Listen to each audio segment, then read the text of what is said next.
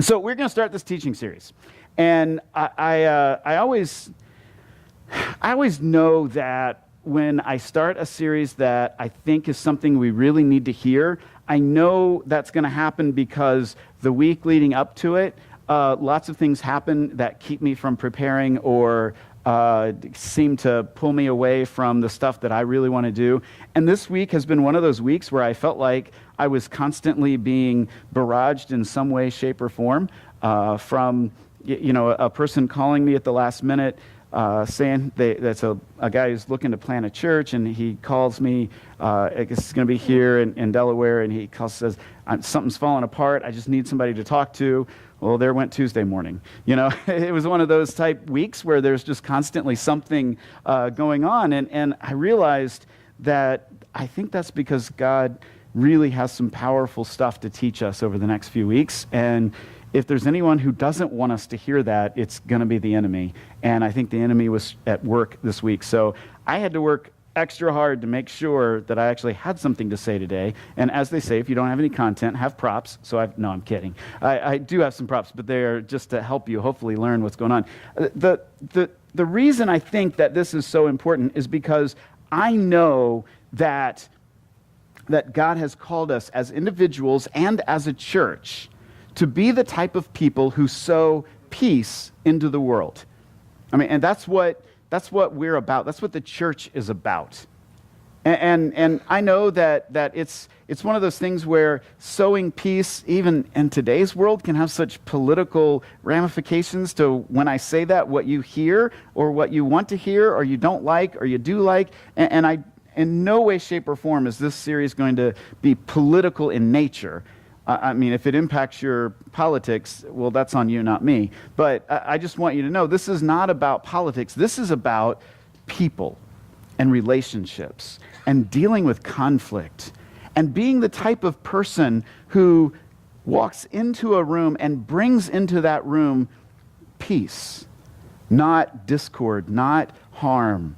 And learning how you and us as a church can do that in our lives, in this community, and even in the world.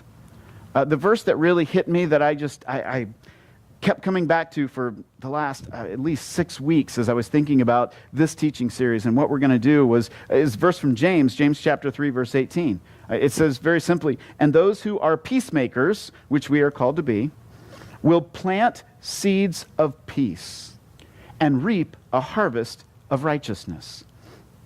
Think about that for just a second. What does it mean to plant seeds of peace in your family, in the way your family operates, in your extended family? What does it mean to plant seeds of peace in your workplace environment or your school environment? What would that look like? What are seeds of peace? Maybe the opposite thing we could think about. What would it be to sow seeds of discord? What would that look like? What does that look like?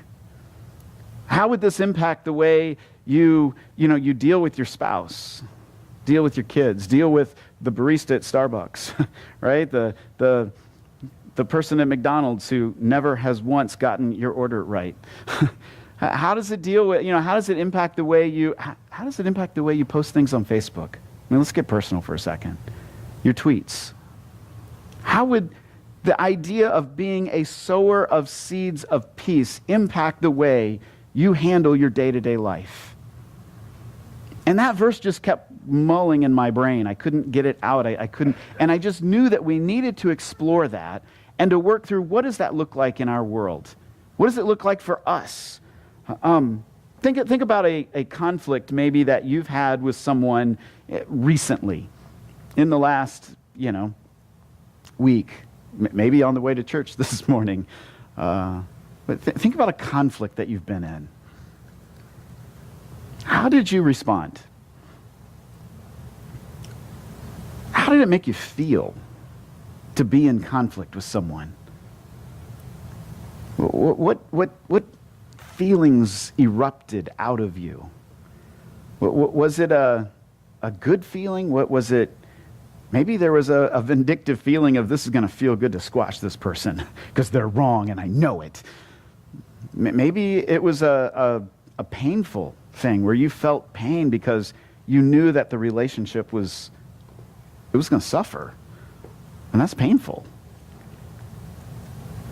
Well, how would the world be different if we, as the church, led the way in peacemaking?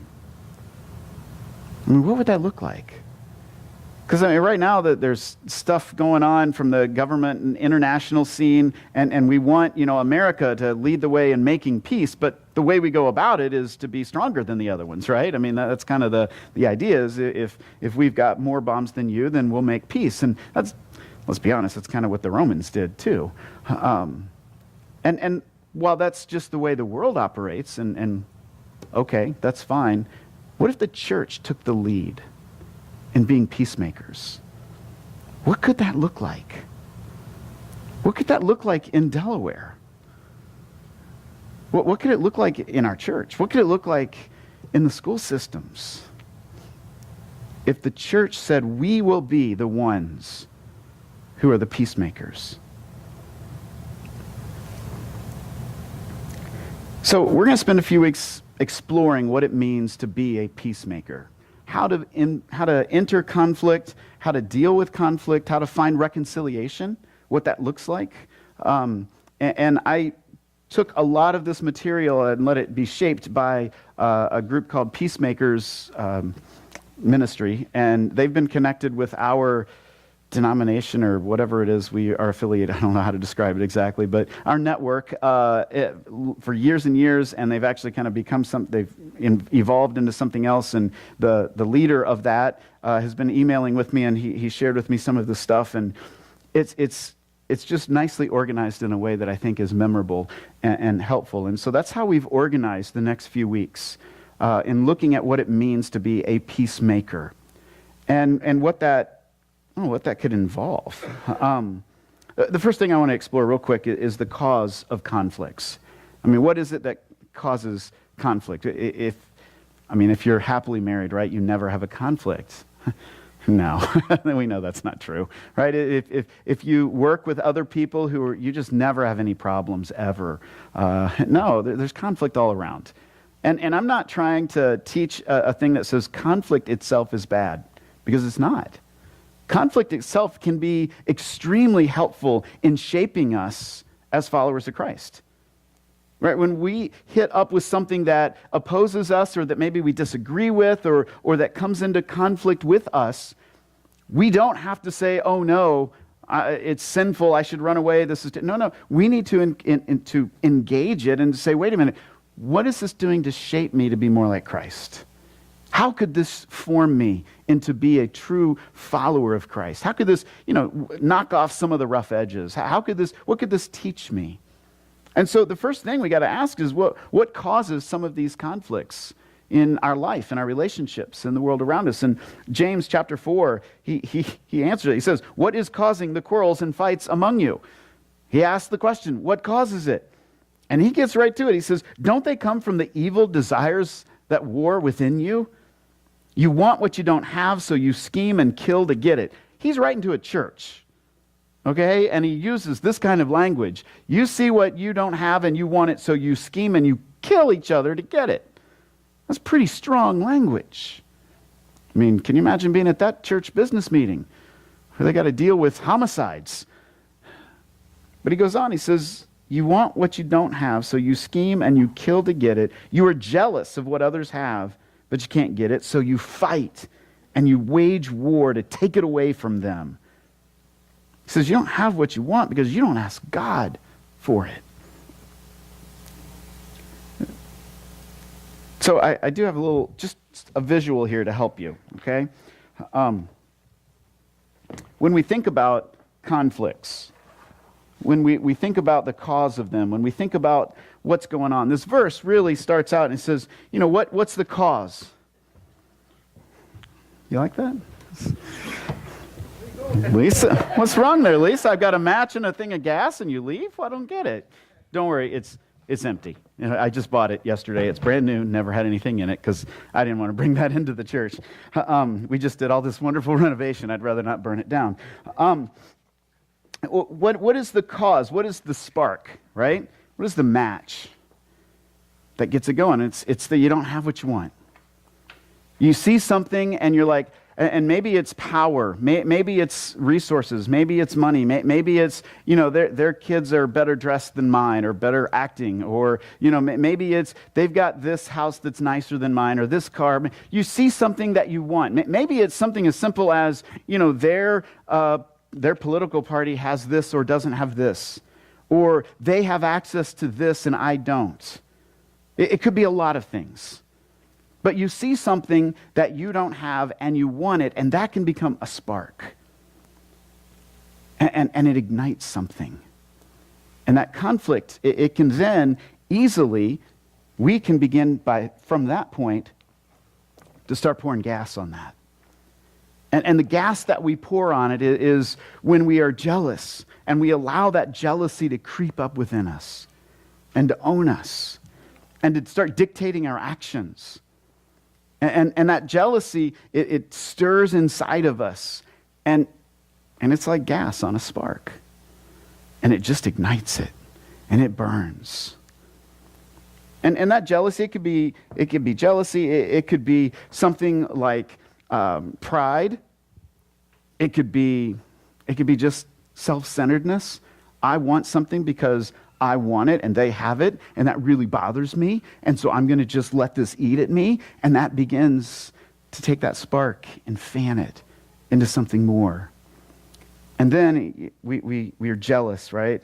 But then it says we fight and we wage war, and we end up with a house that is just destroyed. The destruction that comes when these conflicts that start out as this tiny little spark, but our own pride, our own selfishness, our own jealousy pours gas on that, and it explodes, and it leaves in its wake destruction. And so this conflict is important that we understand we can't just let it go. We have to face it. Whatever it is, whether it's an argument with your spouse, with your kid, with a neighbor, maybe it's an ideological issue that you're struggling with, maybe it's something with another person here or another person at your job or wherever it is. We can't be pouring gasoline on it because it ends up in destruction. And we don't want that. And if the church is going to be the organization, the movement, the family that leads the way in making peace, then we better learn how to deal with conflict. Because everybody's going to have conflict. Right? The old saying, if there are, 3 people in a room, there's 4 opinions. Right? We all have different opinions about stuff. And that's fine and healthy and good. The question is, what do we do with it? How do we move forward with it? And so I want to give you an overview today, and I put this nice little handout in your bulletin. These cards, they didn't give me. We purchased them for a small cost, but it's the one that has this nice little diagram on it. It is kind of the basis of what we're going to talk about today, just to introduce an overview of everything, and then we'll look a little deeper at these parts as we go. It's really what do we do when we face conflict? And this is the slippery slope of conflict, because if you picture this little curve with ice on it, kind of like, outside right now, if you get moving down either side, it's a slippery slope and you can fall quickly to either extreme. And so there's basically different reactions. There's ways to respond. The first one, and that's on as you're looking at it, the far left side of the thing, it's escape responses, and I'm calling this peace faking. Okay, this is when you fake being at peace with someone. And it's when the different words that they use are denial, like pretending it's not there. I'm just going to pretend like nothing ever happened. I'm still going to stew on it. I'm still going to let it bother me. But when I'm out in public, when I'm with that, I'm just going to pretend like nothing's there. I'll deny that there's any problems, there's any conflicts. Because, we just want to have a nice, shiny life, and we don't want anyone to think there's problems. I'll just deny any of the conflict. The problem is, it doesn't just go away, normally. Usually what happens is it gets in there and it festers. And it begins to pull away at the health of your own personage, your own character. And it eats away at it. And it makes it unhealthy. But we deny. We're like, no, it's all good. We're all fine. I don't want to deal with it. So we deny it. Or we go to the next step where we run away from conflict. Every time we come up against something that opposes us or that is a problem, instead of dealing with it, we don't even deny it. We just turn and run. Say, you know what? I'll just go somewhere else. I'll get a new family. Doesn't work well, right? I'll get a new job. We'll just switch schools. We'll change classes.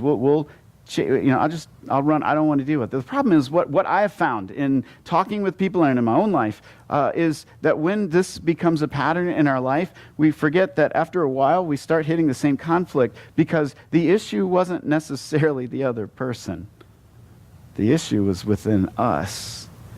And so we just took it with us to the next venue, setting, classroom, whatever. And so we can't just let it go. We can't deny it. We can't run away from conflict. We have to actually say, wait a minute, what do I want to do here? Do I want to just escape, or do I want to actually figure out what's going on?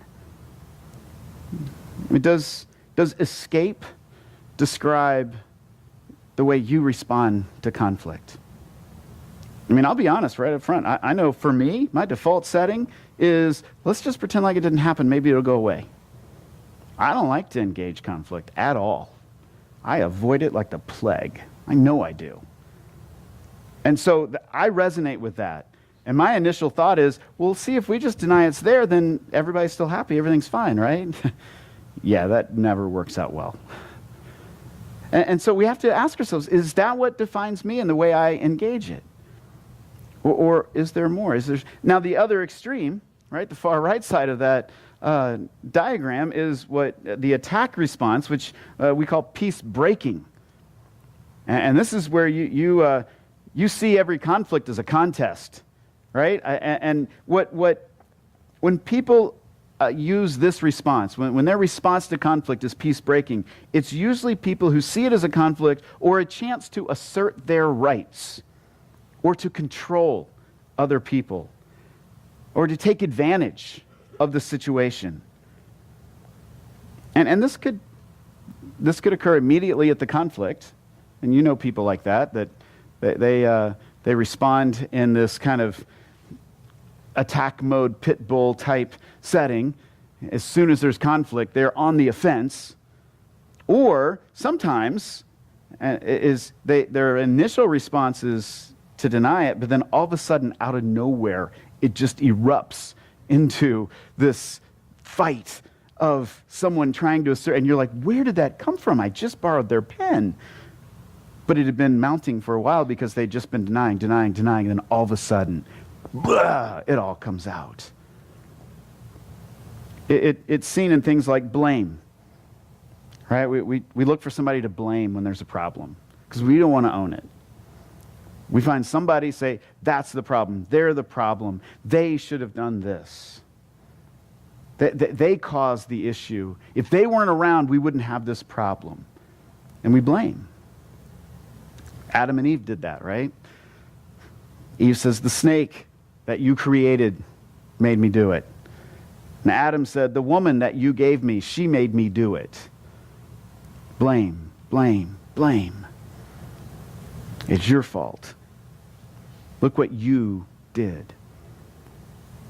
Another way, you can take it a step further, and it could be assault. And yeah, that could mean physically assaulting someone, though in a civilized community that doesn't happen, right? We find creative ways to assault each other. Maybe it's verbally. Maybe it's gossiping. Maybe it's, talking about them. Maybe it's actually going to them and saying, you don't understand how terrible you are, right? By confronting them lovingly in Jesus and pointing out their wrongs. That's one way we do this in an attack mode. Sometimes it's emotionally we attack them. And maybe it's passive aggressive. Maybe it's the way we deal with them in different ways that. Maybe it's something as overt as, Facebook posts that we attack their character. Or maybe we put that little, I'm quoting this from a friend that da-da-da-da-da, and then you attack someone. So, oh, it was someone else who said it. No, we attack people. And some people, that's how we respond to conflict. And the question you have to ask yourself at this point is, are you more interested in winning a conflict and being right than preserving the relationship? Because that's really the heart of the matter. Do you need to be right or do you need to be reconciled? Which is the thing that is driving the way you handle the conflict? And that's a hard thing to answer. I'll grant you that. I like to be right. I like to be proven right. I like for everybody around me to go, yeah, he was right, they were wrong. I like that. But sometimes the solution isn't to be right, but to be reconciled. And that's a hard one. And that brings us to the third way, that middle way, that one at the top of the arc, peacemaking. And the four things listed there we're going to get to. But Ephesians 4:3 says to be diligent to preserve the unity of the Spirit in the bond of peace. Be diligent. In other words, this is going to be hard work. This isn't going to be easy. This doesn't come naturally to us. We will have to work at it constantly to preserve the peace. And that's in a church where you all are really good people, and I love you all very much, and I know you're all good people, like high quality, all that stuff. Even in this context, because there's more than two of us, we have to be diligent to preserve the peace. We have to work at it. And within a community like Delaware, which is a wonderful place to live, it's like what top 10 in the nation voted places to live because of all the good stuff. It's wonderful, but you know what? I've been in enough board meetings with Main Street and city council meetings and all that to know that there's conflict out there. There's problems. So are we going to be diligent, even in preserving the bond of peace within our community? What would that look like? What would happen if the church, this church, said we are going to be the ones who bring that bond of peace, and we're going to work at it, and yes, it's going to be hard work, and yes, it's going to be a sacrifice. And we may not always end up on top, but we will always end up in a position of reconciling and preserving relationships for the sake of Christ.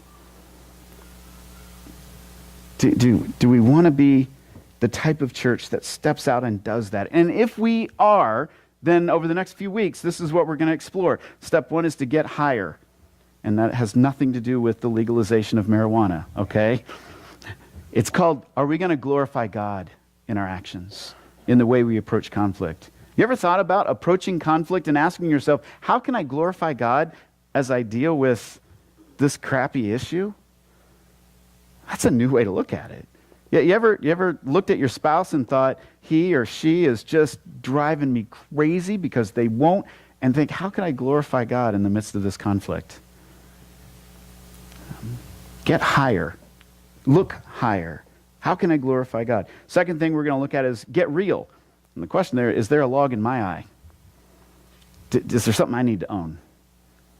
Is there a part of this argument, conflict, issue that I need to at least say, wait, I need to own this part of it.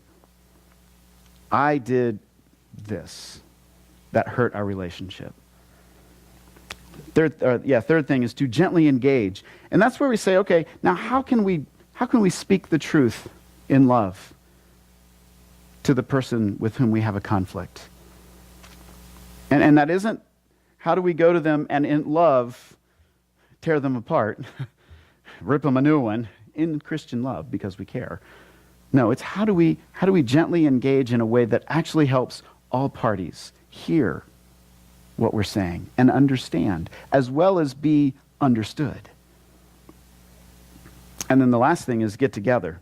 How can I demonstrate the forgiveness of God and encourage a reasonable solution to this conflict?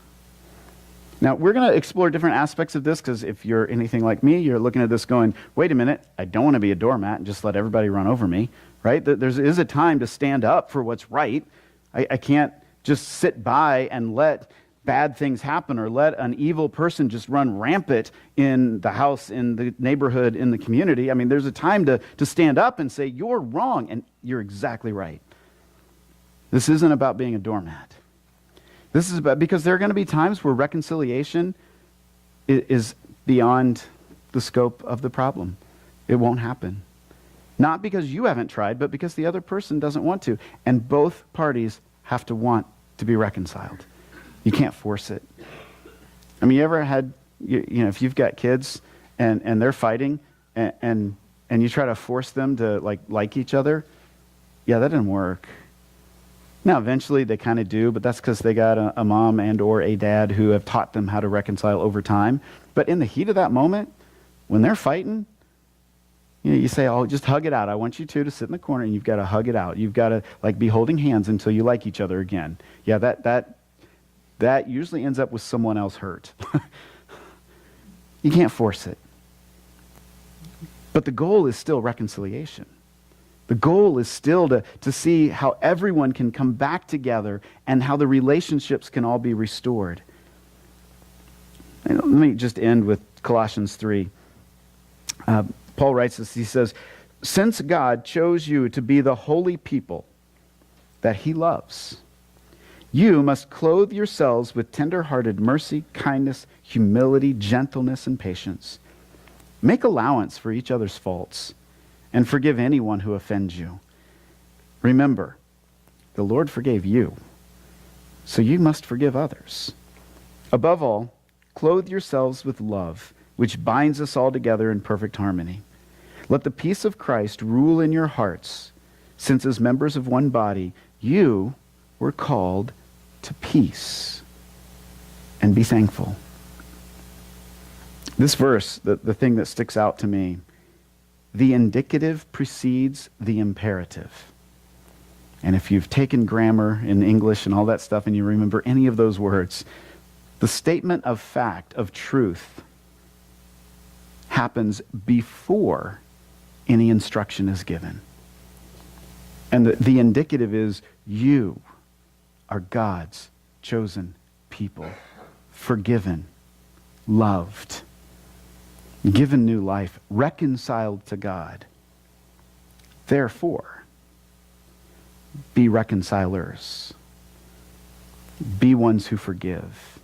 Be ones who love. And plant seeds of peace. See, this is where the gospel, the good news that Jesus came and changed everything, impacts everyday life. Not just, oh, if I believe something and say a prayer, I'm going to heaven. But the gospel comes in and says, you know what, if you truly are a follower of Christ and you have said, I want to live out the kingdom of God now, then that means I got to learn how to make peace in everyday life. We were reconciled so that we could reconcile. We were loved so that we can love. Peace faking, running away, escape, is focused on me, right? I want to get out of this. I want to preserve my dignity, my rightness, my power, my whatever. It's about me. Peace breaking is focused on you. You caused this. You did this. You're the problem. Peace making is focused on we, us.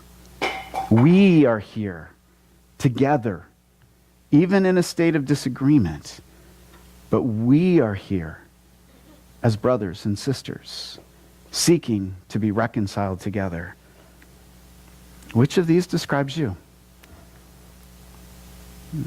We're going to reflect on this for the next few weeks and see what God's word has to say about it. Because he actually has a lot to say about it. And my prayer for us in all of this is that we would be sowers of the seeds of peace in our own lives and in the lives of the people around us and in this community. And I don't know where you're at in this, and there's no agenda behind this except God called us to be peacemakers, and so I want to teach what that looks like. But wherever you are, I just want to ask you right now, just bow your heads and let's just pray for a second. And God, show us where we're at on our little slope of dealing with conflict. Maybe we quickly slide, like I do, into the escape side of it. Maybe we slip to the attack side where we just want to be right and proven right, and we want everyone to agree with us. God, either end I know is not the outcome you want. So God, I just pray first of all that we would recognize where we're at and where we tend to go when it comes to conflict so that we can address that. We can deal with that. We can be honest before you and sort that out. And God, I know there's got to be people here who are dealing with conflict in their life right now. If they live near any other person, I'm sure it's happened, much less people in their own house. So God, I just ask you right now, show us where those conflicts are. And as your heads are bowed and your eyes are closed, I want you to ask God, show me what part I've played in it and how I can begin to move towards reconciliation. Father, I pray that your Spirit would convict us of our parts so that we can lay them out and move forward. Because I know that's what you want. Your word's very clear. That's what you want. God, I pray that this next few weeks as we explore this, while I know it can be a little challenging and it may feel like the preacher's going from preaching to meddling, God, it's just your word, and I know your word, it deals with real life. And so I ask you to open us up to what you would have us do, because I know, I've just seen it too many times, that when a peacemaking church rises up and commits to being people who sow seeds of peace, revival happens in that area. Whether it's within the church or outside of the church or in the whole city, that's how it starts. God, may this church be the spark of peace in the coming weeks. In Jesus' name, amen. Would you stand for a benediction? And now, my brothers and sisters, my friends, new and old, may you go in the peace that could only come from a God who loves you and called you to himself. May you go in his healing and in his grace. Amen. Have a great week. Thanks for being here.